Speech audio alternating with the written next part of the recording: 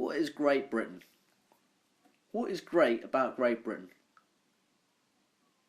I believe everything that is great about Great Britain starts with this person here. She is my grandma, and I call her Granny. And Granny, in my mind, is the epitome of Great Britain. I could give you a load of stereotypes about her, but to be honest, that's not really the point.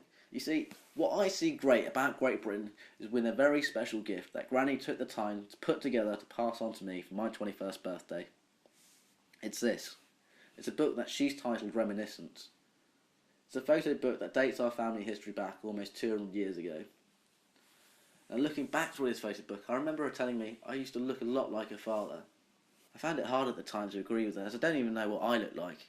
I haven't spent that much time in the mirror or looking back at photos of myself to really know. But it's funny though. It's funny how we look for a resemblance of someone in someone else. With this notion in mind, I was thinking back to the idea of heritage and thinking that, flicking through the pages of this book, I can't help but think that these are the people that have brought me here today. Frank Turner, a musician that I really look to, he wrote a song about heritage and legacy, or I like to think it's about heritage. You never know with art what the artist is implying. But anyway, in this song called One Foot Before the Other, he discusses leaving behind his legacy. He vividly illustrates the idea by saying that when he dies, he wants someone to take his bones and commit them to the fire. Once his bones have turned to ashes, he wants them scattered into the River Thames so that his ashes can seep down the throats of 7 million people, down into their veins and into the capillaries until they arrive into the very marrow of their bones. I remain, he proudly shouts in the chorus. I remain. I remain.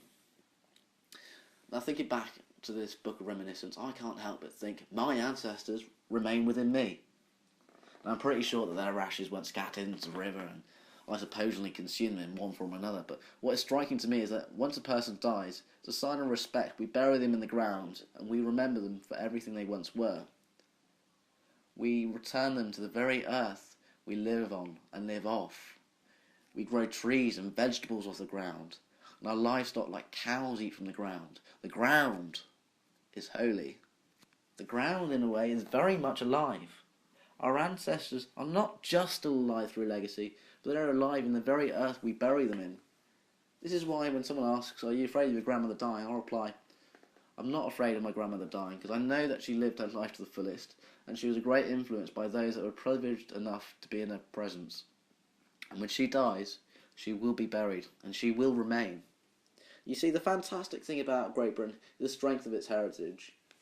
Such greats like King Harold and William of Normandy have tried to conquer the land, but they've been haunted by what Frank describes as the English curse. That's to say, that the land will fight back. One cannot conquer a nation so great, and those that have fought and died for the cause will fight back as their legacy lives on.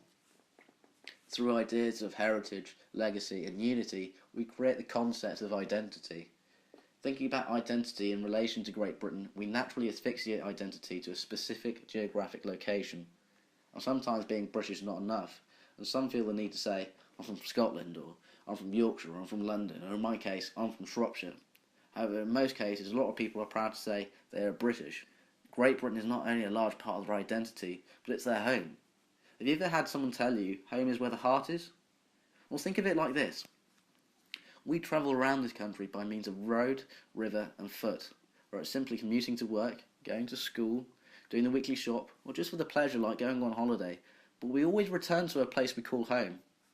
I like to think that we, the British people, are like blood cells in the beating heart of this country. The contribution that each of us makes to the country makes Great Britain so alive. And Great Britain has stood the greatest test of all, time. We are subjected to time, and one day, unfortunately, time will devour us and we will die. But not Great Britain.